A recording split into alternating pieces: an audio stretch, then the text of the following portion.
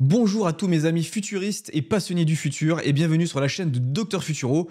Aujourd'hui on se retrouve pour parler du futur, bien évidemment, Dr Futuro, futur, et on va parler de 2024. 2024 qui arrive à très grande vitesse, hein, c'est dans quelques semaines, même pas, c'est dans une semaine même littéralement.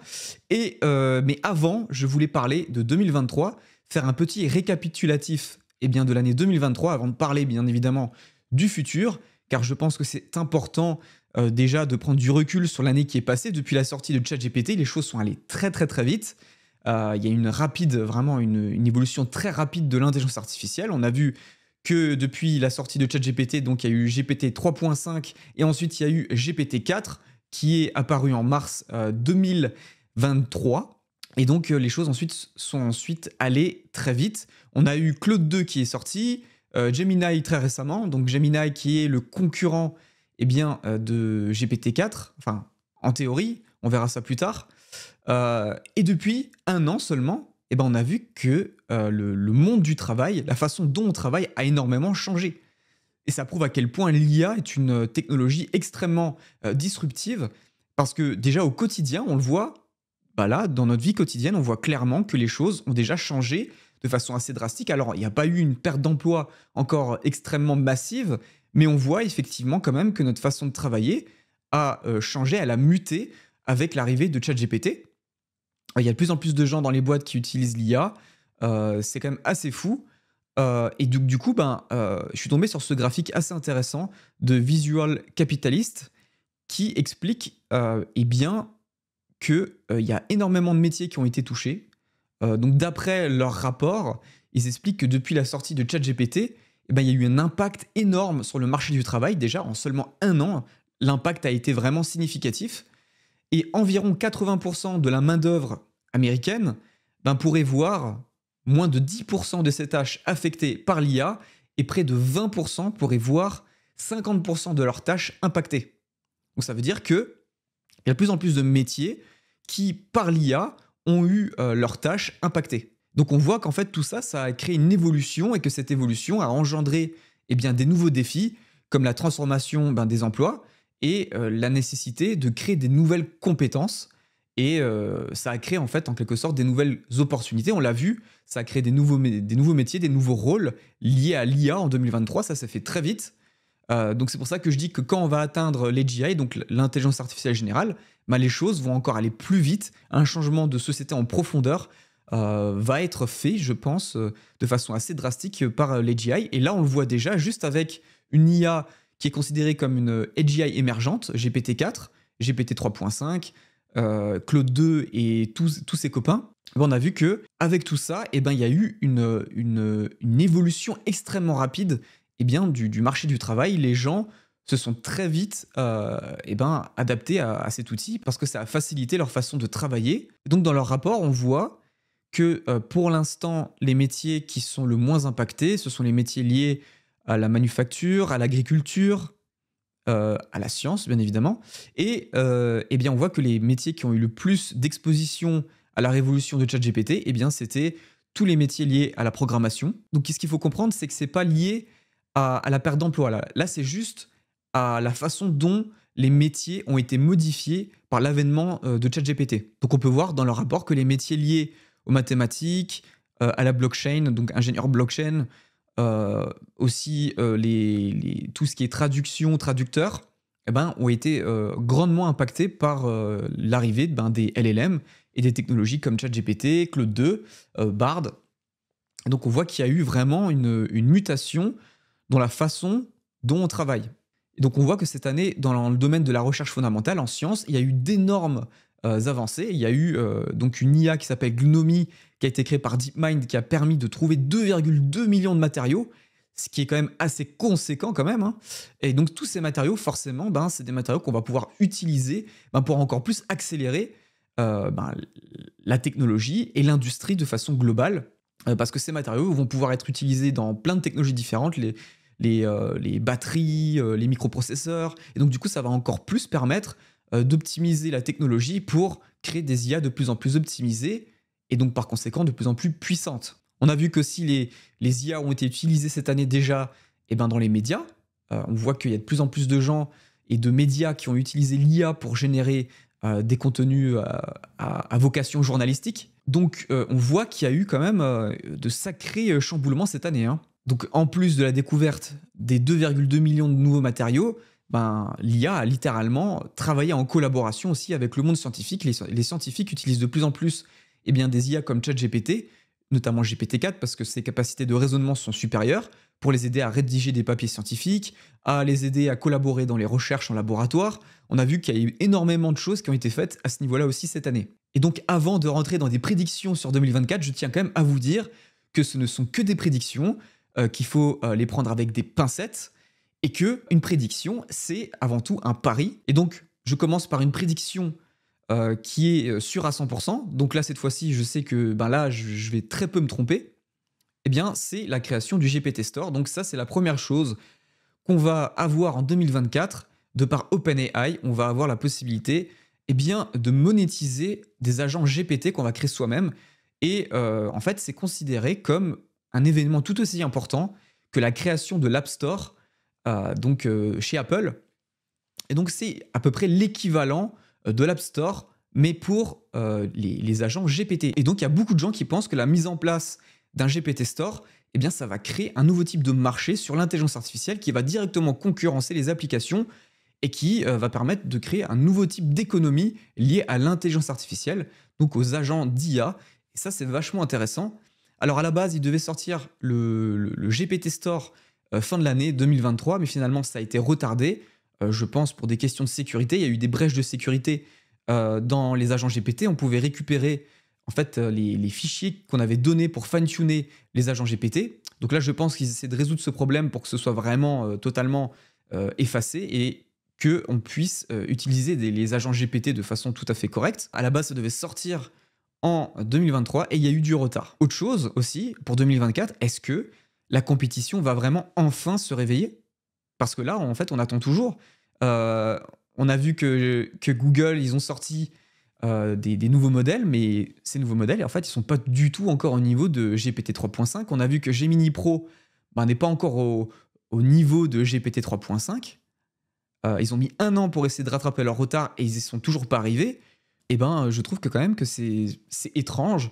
Je pense que d'une certaine manière, c'est une entreprise qui s'est un petit peu reposée sur ses lauriers et qui n'a plus en fait cette plasticité que OpenAI ils ont, parce que eux, comme c'est encore une entreprise toute jeune, ils sont encore à la fois hybrides entre une start-up et une entreprise.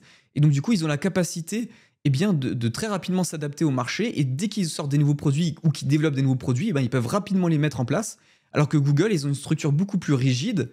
Et donc, du coup, c'est compliqué pour eux de totalement se disrupter parce que ça va aussi mettre en cause aussi leur modèle économique. Donc, tout ça, c'est extrêmement complexe pour eux. Parce que voilà, ils sont implémentés dans le marché depuis plus de 20 ans. Et donc là, ça voudrait dire qu'il faudrait qu'ils recommencent tout de zéro, que leur modèle économique soit revu. Donc c'est très compliqué pour eux de faire quelque chose qui change vraiment à ce point-là le marché économique et leur modèle économique. Donc effectivement, là, c'est quand même assez tendu pour eux, je pense. Et beaucoup de gens avaient des espoirs sur Gemini pour, concurrencer directement OpenAI. Et pour l'instant, ce n'est pas encore le cas.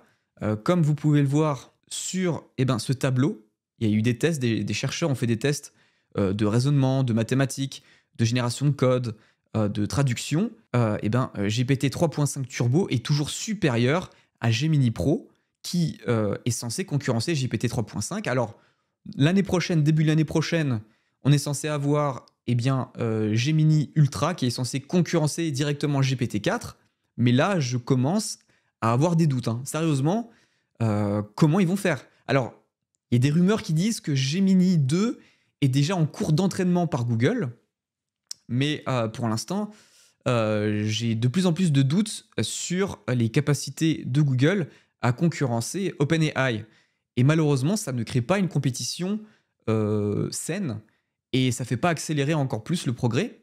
Je trouve ça dommage parce que d'une certaine manière, quand il y a une compétition qui se fait entre plusieurs entreprises, par exemple, il devait y avoir une nouvelle fonctionnalité qui devait sortir sur GPT-4 avec la possibilité de garder en mémoire toutes les anciennes conversations pour améliorer et fine-tuner son agent GPT.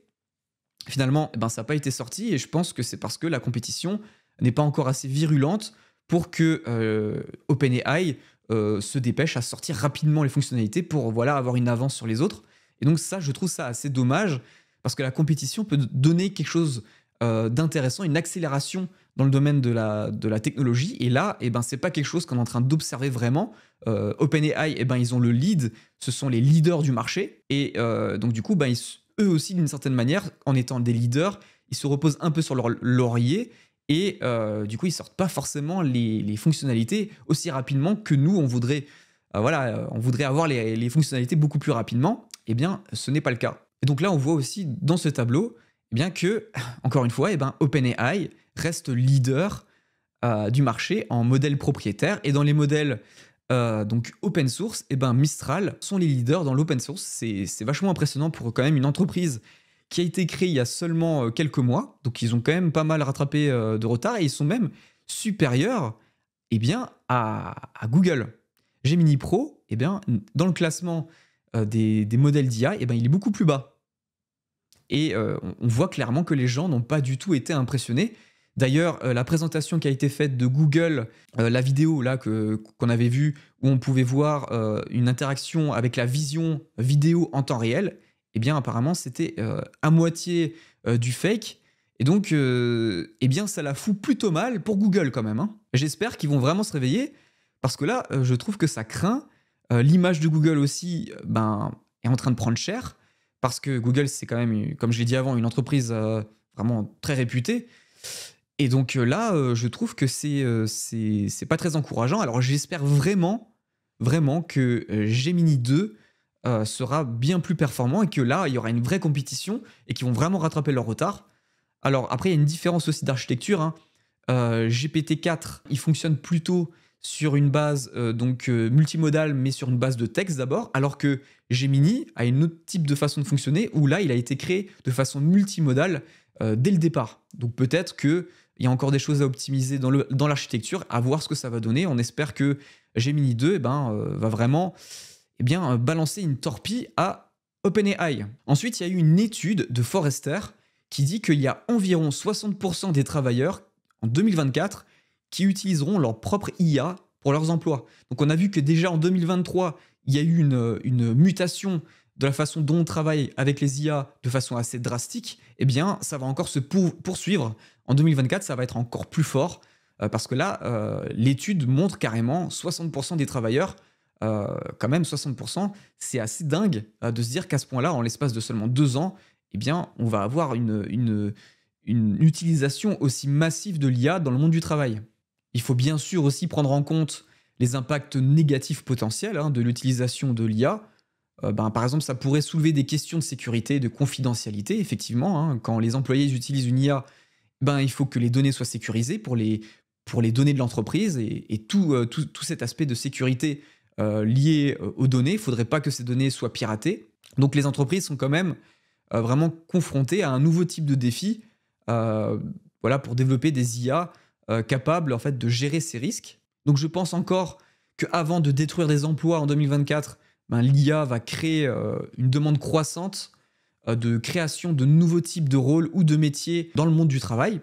Et donc je pense que les rôles comme les ingénieurs en IA ou les scientifiques spécialisés dans les données et les consultants en IA, je pense, deviendront de plus en plus courants. Donc encore une fois, eh bien, les travailleurs, c'est-à-dire nous, ben, on va devoir s'adapter à ces changements. Dans ce paysage vraiment où l'évolution est de plus en plus rapide, avec l'IA qui commence à devenir omniprésente dans la vie quotidienne. Et en 2024, je pense que l'IA va vraiment être de plus en plus omniprésente dans nos vies, clairement, hein. Je pense aussi qu'on verra de plus en plus de réglementations aussi gouvernementales sur l'IA. Les entreprises devront, je pense, probablement accélérer leur stratégie en matière d'IA aussi, ben pour rester compétitive et aussi se conformer aux nouvelles législations. Quand je parle de ça, je pense vraiment qu'il est important de souligner que l'IA ne concerne pas seulement les grandes entreprises technologiques. Ça va aussi concerner les petites entreprises, vraiment tous les secteurs d'entreprise, de par leur taille, leur secteur, peu importe. Je pense que toutes les entreprises vont vraiment être littéralement touchées par l'IA en 2024. Et donc, il faudra trouver des façons d'envisager comment intégrer l'IA eh bien, dans les opérations des entreprises. Donc en résumé, en 2024, il y aura une intégration encore beaucoup plus forte de l'IA qu'on a vu en 2023. En 2023, on a vu qu'il y a eu un changement drastique, une mutation assez énorme de l'utilisation de l'IA et notre façon de travailler. Et de cette collaboration entre l'homme et la machine a été quand même assez poussée en 2023. Et bien, ça va encore être plus poussé en 2024. Je pense que là, on va franchir vraiment un cap important de collaboration dans le monde du travail entre l'homme et la machine. Et donc, parler du futur sans parler de la science et de la santé, je pense que ça serait un petit peu dommage. Donc, effectivement, je pense encore que en 2024, on va avoir une précision accrue des diagnostics grâce à l'IA. Je pense aussi qu'on verra de plus en plus de traitements personnalisés des patients par l'IA. Je pense potentiellement que les métiers dans le domaine de la médecine vont de plus en plus utiliser l'IA aussi, même dans le domaine de l'administration, dans le domaine de la santé mentale aussi. Je pense qu'il y aura des stratégies de plus en plus personnalisées, basées sur potentiellement aussi de l'analyse prédictive, et potentiellement aussi l'IA va commencer à nous permettre d'avoir des réductions assez significatives. Donc ça pourrait être vachement intéressant pour les gouvernements d'utiliser l'IA pour faire des économies, parce que l'IA, comme elle aura une vue beaucoup plus large sur la data, sur les données, elle va pouvoir vraiment regarder où on peut couper, où on peut augmenter des budgets dans les dépenses administratives ou les dépenses de façon globale dans le domaine de la santé, par exemple dans les médicaments, dans les stocks. Tout ça, ça va vraiment être accéléré. Je pense aussi qu'on va avoir une accélération encore en 2024 de ce qu'on a vu en 2023 sur la découverte et la prédiction de nouveaux types de matériaux. Et donc, ça va encore plus accélérer aussi l'évolution de l'IA, parce que l'IA va forcément en bénéficier de tous ces nouveaux matériaux qui vont améliorer la conductivité, améliorer les capacités de calcul. Tout ça, ça va être vachement intéressant. Je pense aussi qu'on verra encore plus en 2024 une intégration de l'IA dans la recherche fondamentale. Ça, c'est quelque chose que je pense qui va avoir un impact vraiment majeur sur nos vies. Et voilà, comme je l'ai dit avant, sur la durabilité, trouver des matériaux de plus en plus performants, conçus aussi pour durer plus longtemps, plus écologiques aussi. Tout ça, ça va être permis grâce à l'IA. Je pense qu'en 2024, on verra aussi de plus en plus d'architectures concurrentes aux technologies Transformers. Donc les technologies Transformers sont utilisées dans les LLM, donc les modèles de langage utilisés par ChatGPT et tout ça. Ils fonctionnent sur la technologie Transformers qui a été créée en 2017 par Google. Et donc je pense que les Mamba seront une des architectures parmi tant d'autres qu'on verra en 2024 qui vont commencer à concurrencer aussi les LLM. Donc ça, c'est vachement intéressant. Donc pour vous dire à peu près ce que c'est de façon assez grossière, en fait, c'est une architecture hybride. Donc les SSM fonctionnent sur une architecture hybride qui est entre les réseaux de neurones convolutifs et les réseaux de neurones récurrents. Et donc, il y a plusieurs avantages aux Transformers. Par exemple, il y a une meilleure efficacité pour le traitement en fait, des longues séquences de contexte. Donc ça veut dire que en termes de gestion de la mémoire et de la vitesse de traitement, ça pourrait être plus efficace aussi pour tout ce qui est mathématique, parce que ces modèles ne sont pas juste des modèles de langage, ils sont basés sur d'autres types de modalités. Donc tout ça, ça va permettre par exemple de mieux aussi utiliser les architectures des GPU. Donc pour l'instant, on ne sait pas encore si cette technologie va pouvoir concurrencer directement les LLM, mais ça a l'air d'être prometteur. Et comme toute technologie, je pense qu'il y aura des avantages et des désavantages. Mais pour l'instant, les LLM restent toujours les leaders. On verra qu'est-ce qui va venir l'année prochaine. Je pense que 2024 va être assez intéressant pour le développement de nouvelles architectures. Et d'ailleurs, en parlant de différents types d'architectures, je pense que pour arriver à l'intelligence artificielle générale, il y a plusieurs chemins possibles. Et je pense que l'une des technologies qui nous permettra d'y arriver, c'est les LLM. Je ne me base pas juste sur mon opinion personnelle, mais aussi sur ce que les sommités, les grands chercheurs dans l'IA, disent sur l'intelligence artificielle et notamment la technologie LLM.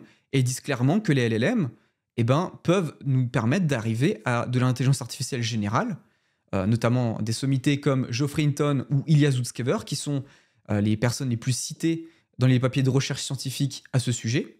Donc c'est pas n'importe qui dit ça. Alors il y a par exemple Yann Lequin qui lui donne des contre-arguments et qui est pas trop d'accord et qui pense pas du tout qu'on arrivera à faire de l'intelligence artificielle générale avec la technologie LLM. Mais bon, pour moi, c'est des débats qui sont sains dans le domaine de l'IA, parce que c'est ce qui va permettre de créer aussi des architectures concurrentes, comme j'en ai parlé avant, et qui vont nous permettre, avec ces architectures concurrentes, de développer encore plus rapidement, je pense, l'AGI, donc l'intelligence artificielle générale, parce que en ayant cette compétition, non seulement entre les entreprises, mais aussi entre les architectures, eh bien, ça va énormément faire exploser, eh bien, le domaine de l'intelligence artificielle. Et donc tout ça, c'est pour dire que pour arriver à l'AGI, il y a plusieurs chemins possibles et que d'une manière ou d'une autre, on va y arriver rapidement parce que les choses actuellement s'accélèrent.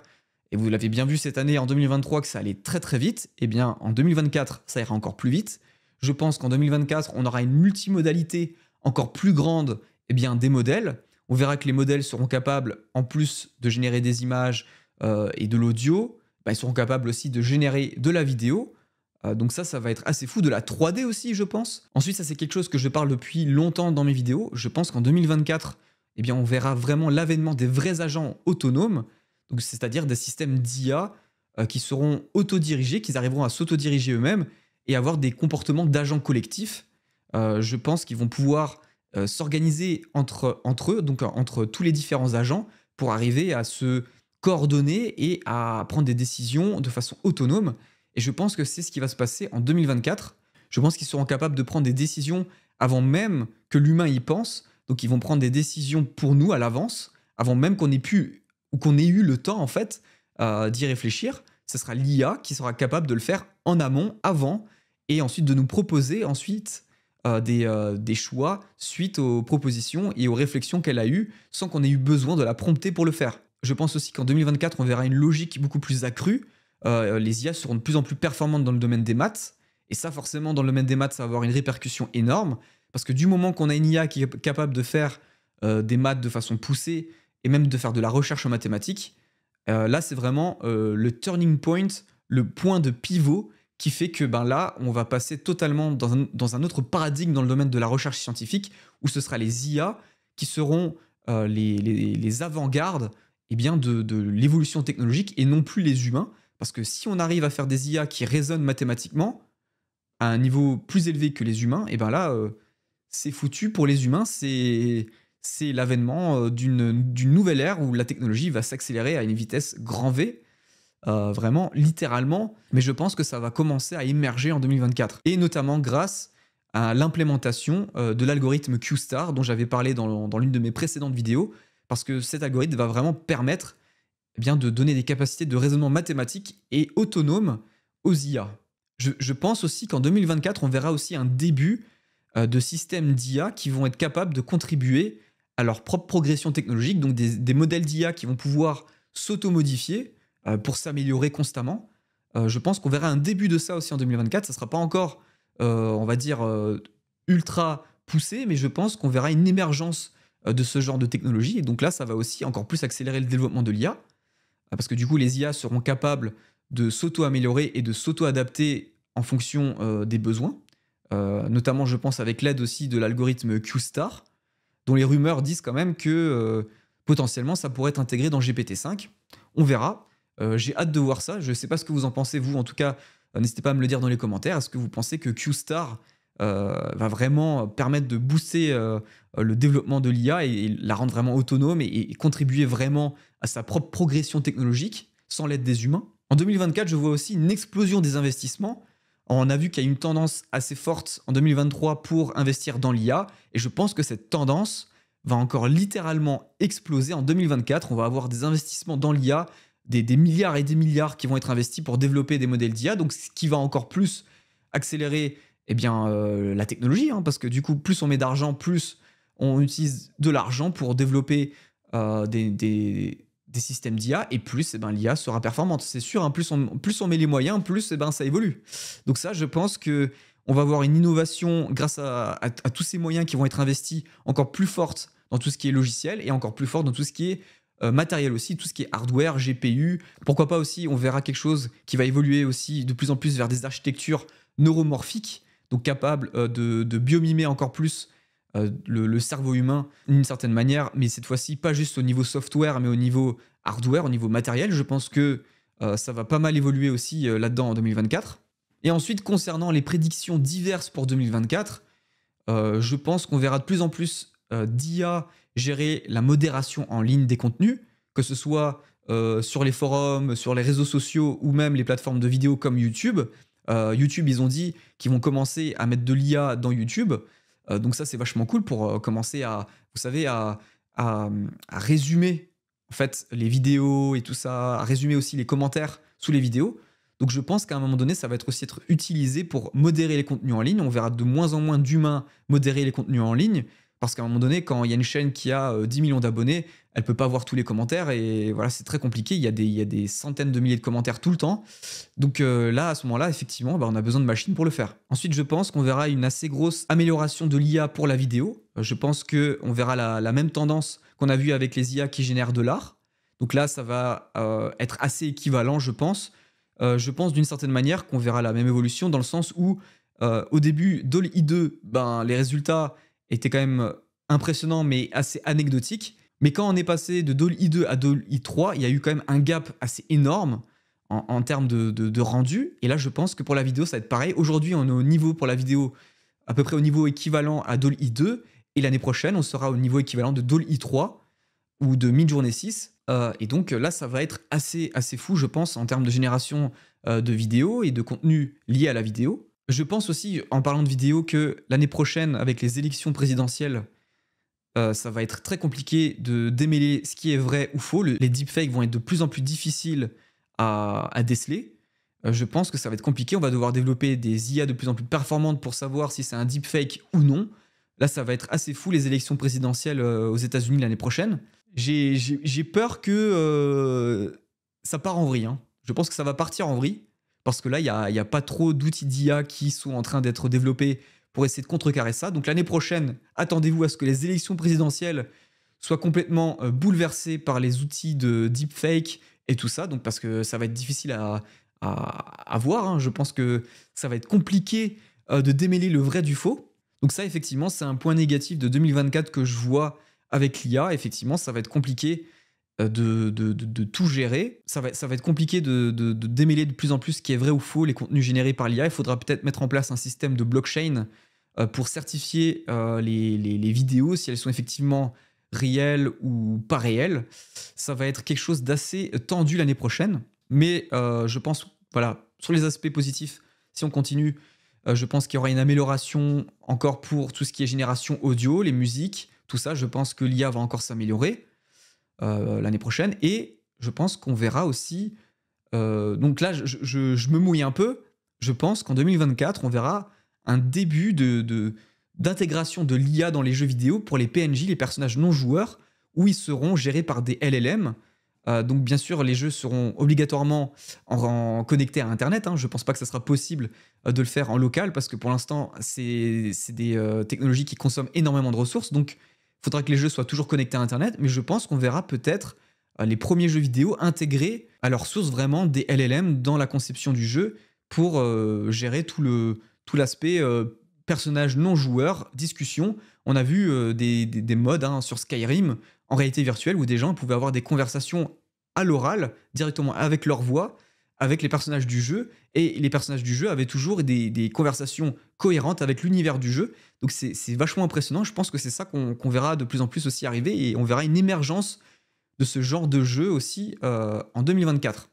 Et aussi, je pense que l'IA aura de plus en plus de poids dans le domaine développement du jeu, des modules d'IA qui vont aider à développer des assets 3D, à développer des fonctions de code à l'intérieur des jeux. Je pense que ça aussi, ça va pas mal se développer. Pourquoi pas aussi intégrer dans les moteurs de jeux comme Unreal Engine 5 et tout ça, ou Unreal Engine 6. Je pense que l'IA aura un impact de plus en plus fort aussi dans la conception des jeux. Et voilà mes amis futuristes, j'espère que cette vidéo vous a plu. N'hésitez pas à me dire ce que vous en pensez dans les commentaires. J'aimerais vraiment savoir vos prédictions aussi pour 2024. Ça peut être intéressant d'échanger vos prédictions entre vous et avec moi, parce que je réponds assez régulièrement aux commentaires, je regarde quasiment tous les commentaires, donc j'ai vraiment envie de voir ce que vous en pensez aussi. Et n'hésitez pas à mettre un pouce bleu et à vous abonner, et je vous souhaite de passer d'agréables fêtes de Noël. À bientôt mes amis.